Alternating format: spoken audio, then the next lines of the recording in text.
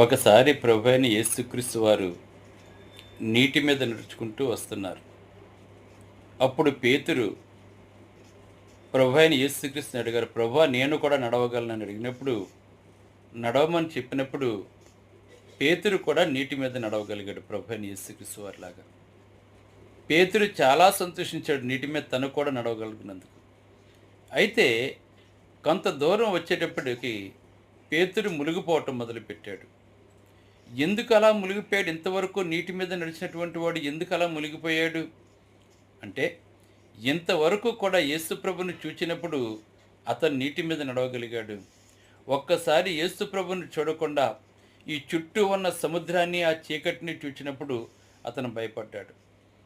గనుక మనం విజయం సాధించాలి అంటే విశ్వాసమున కర్తవ్య దాన్ని కొనసాగించేవాడిని యేసు వైపే చూడాలి. గనక మన యేసు వైపు కాకుండా ఈ లోకాన్ని చూచినట్లయితే మనం మునిగిపోతాం, ఈ లోకంలో ఓడిపోతాం.